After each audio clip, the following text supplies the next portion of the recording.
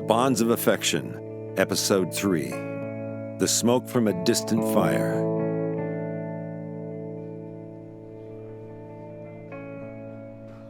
I could have picked her up. She likes using my car service. Makes her feel more independent. She'll be here soon. Was she okay? It's gotta be hard, even for Grandma Frances. She's tough. She's been through a lot with Cody. What did you tell her? That he's on life support, and they're afraid his brain is gone.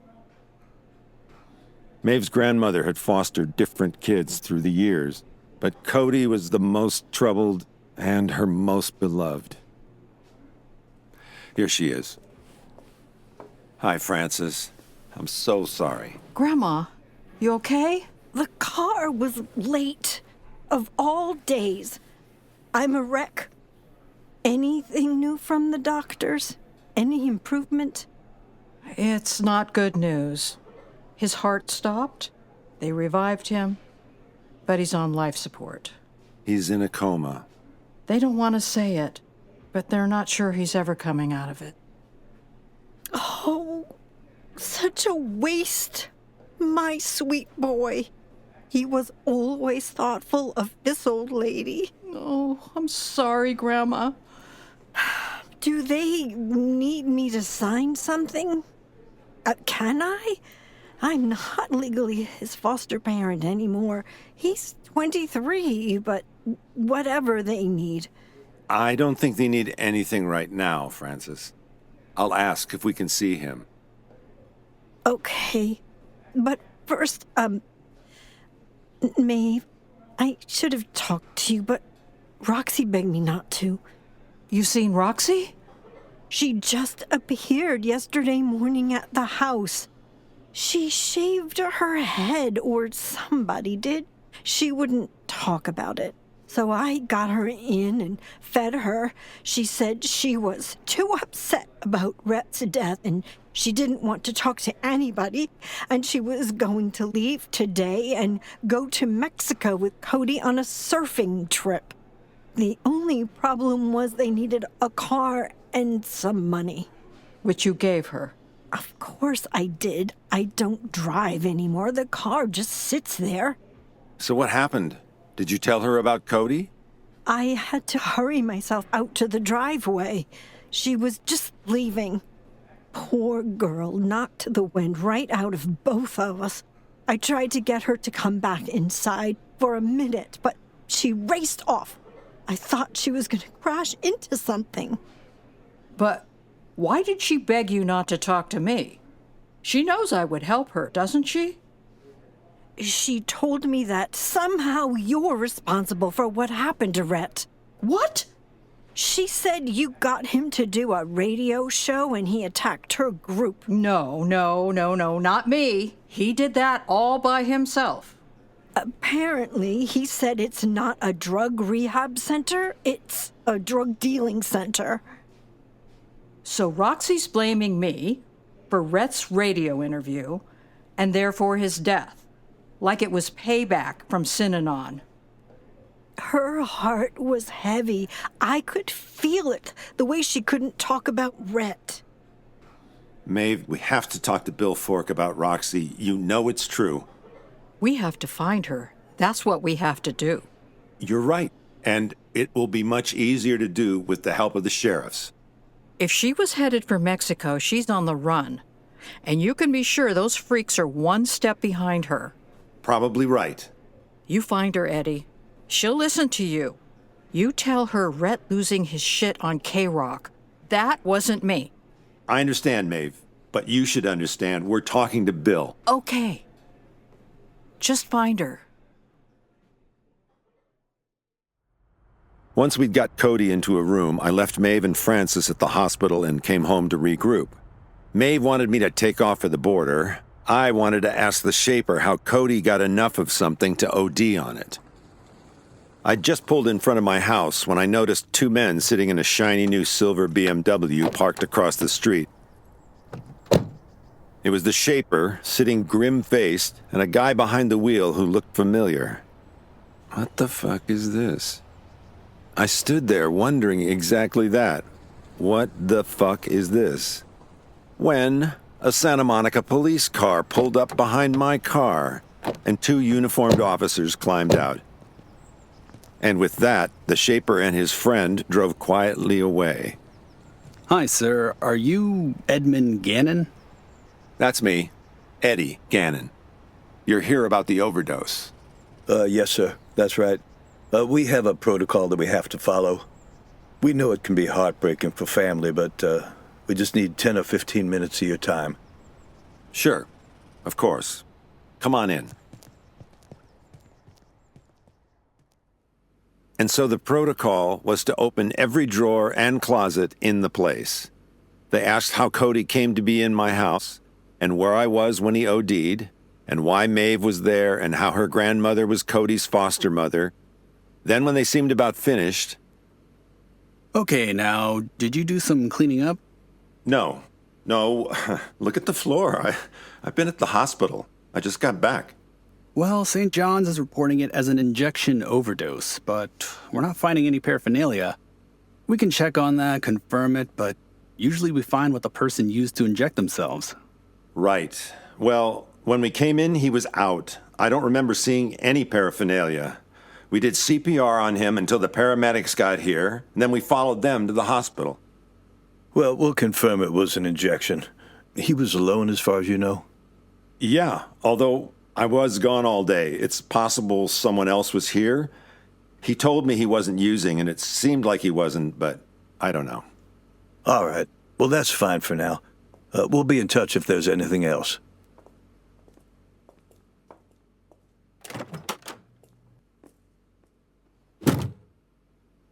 Before I got started on my to-do list, talk to Bill, talk to the Shaper, find Roxy, I stopped at the office to check in and update Sal, but she'd already written her latest Rhett update with information she'd dug up herself.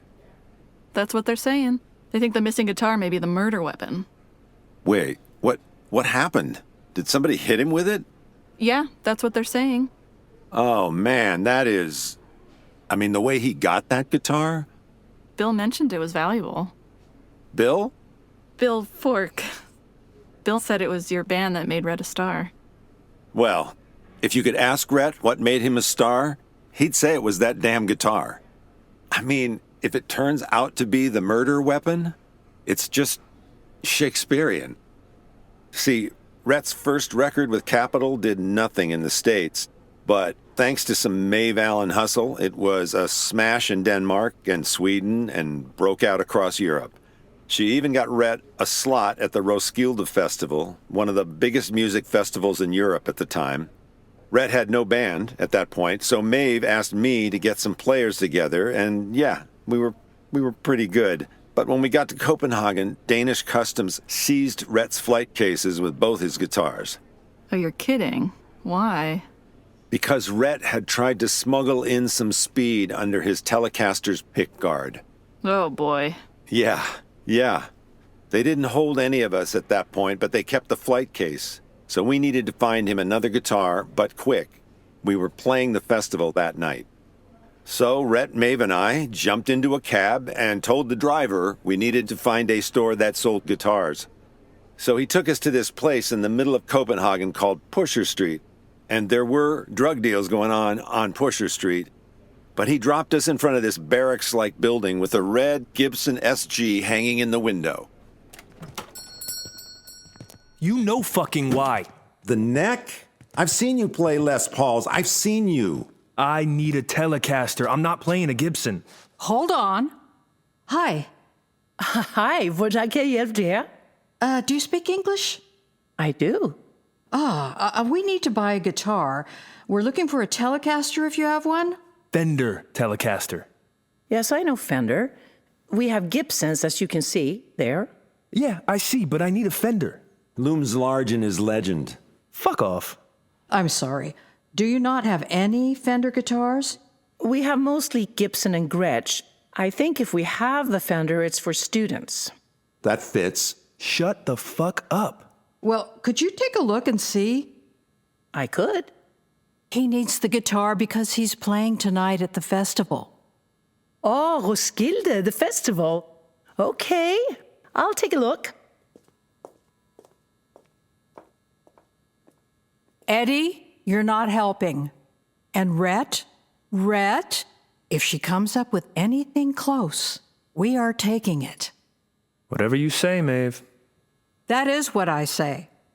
I've put in way too much work to get you here. So no more fucking it up.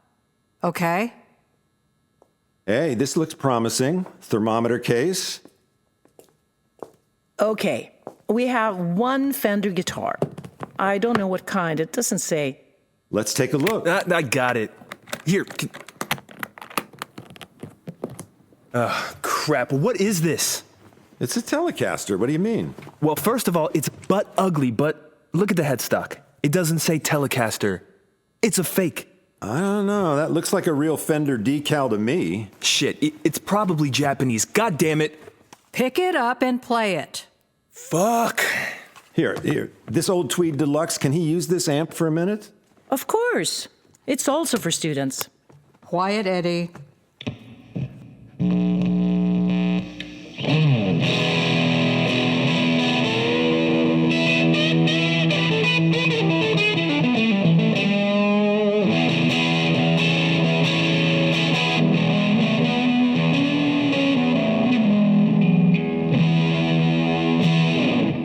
He'll take it. Since it's a student guitar, what do you think a fair price would be? I don't know. It's not really for sale. Can we rent it? We just need it tonight. We can bring it back. You're playing tonight at Roskilde, yeah? I have always wanted to attend, but the crowds of people are too much. How would you like a backstage pass? 2. And of course, Rhett killed at Roskilde.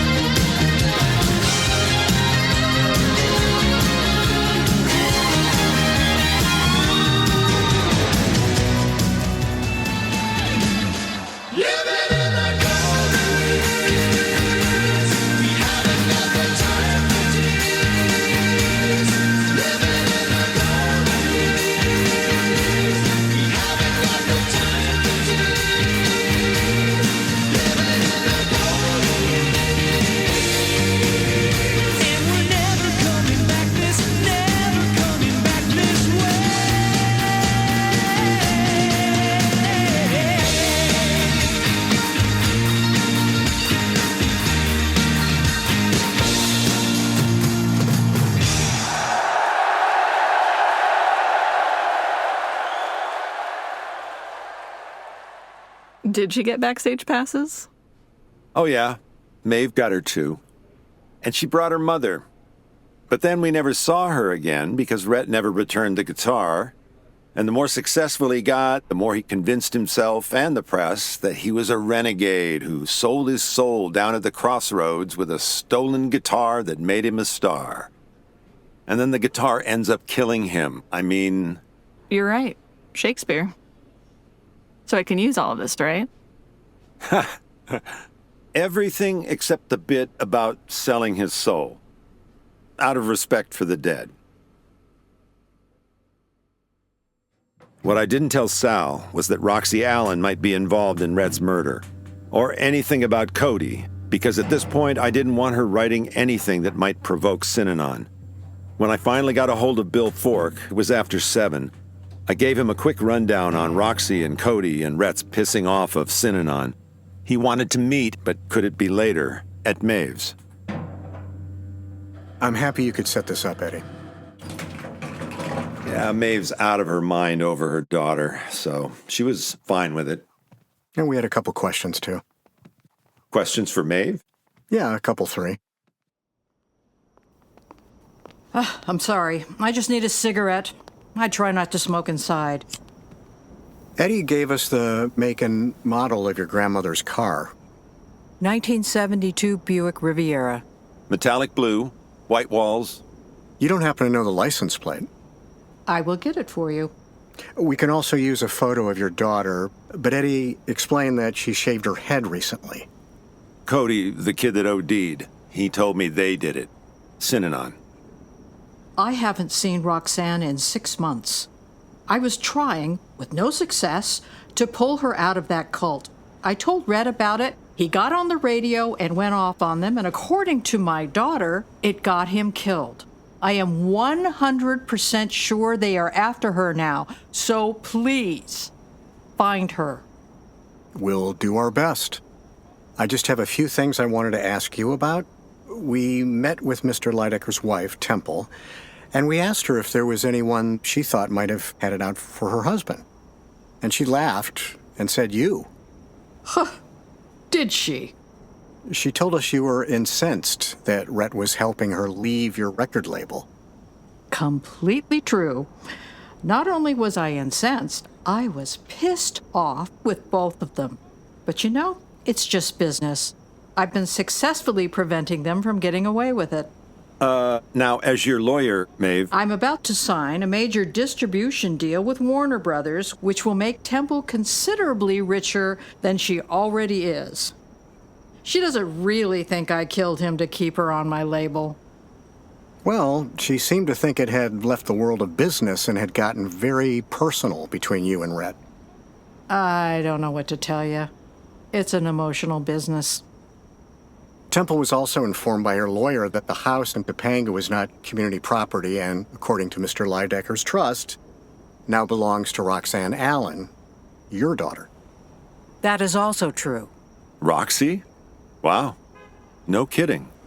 So, on top of his death, obviously she's distraught. Rhett bought the compound while he and I were still married, and as part of the divorce settlement, he agreed to leave it to Roxy. He sure as hell wasn't planning on dying at 33. Yeah, of course not. Well, if you get me that plate number for the Buick and even a snapshot of your daughter with a full head of hair, it would help us as well. I'll just be a minute. Must have been a rough visit with Temple. Well, I did ask about Rhett's drug use, if any, and she got her back up. Said he was a recovering addict. I don't know how much recovering was going on, to tell you the truth. Oh, yeah? Well, she said as far as she knew, he wasn't using anything, but she did say the drug use was another thing Maeve would know all about. Is she blaming me for his addictions, too? Rhett, since I met him and all through our marriage, was a highly functioning addict. I truly thought he would outlive us all. Here you go, as requested. Thank you. We'll do our best to find her as quick as we can. I'll call you in the morning, Maeve. You better. Hey, we finally talked to your guy Hickey's alibi. He's a bartender at a place where they know him, and the bartender says that Hickey was there, but he left early-ish, no later than 10, which leaves the rest of the evening unaccounted for. Well, he was kind of in love with Rhett. I mean, it really doesn't make much sense that he would kill him. You ever hear of crimes of passion? Yeah, okay. Listen, Bill, I appreciate you getting this out to the highway patrol, but if Roxy had wanted to, she'd already be across the border. We'll see what we turn up. I guess we will. You know, St. John's told the Santa Monica police that kid's overdose was by injection. But when their forensics guys swept my house, they didn't find any paraphernalia. So somebody cleaned up after him? Or somebody shot him up. Yeah. Sounds like one of the two.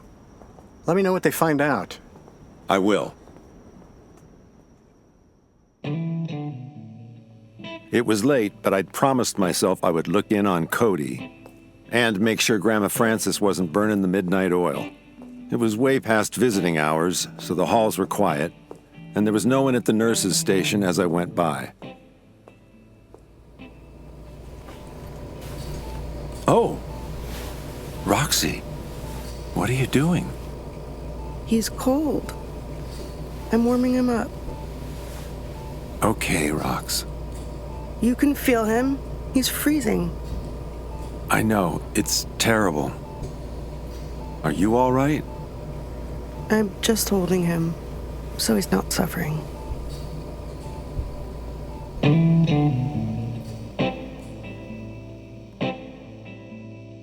Episode 4 is next.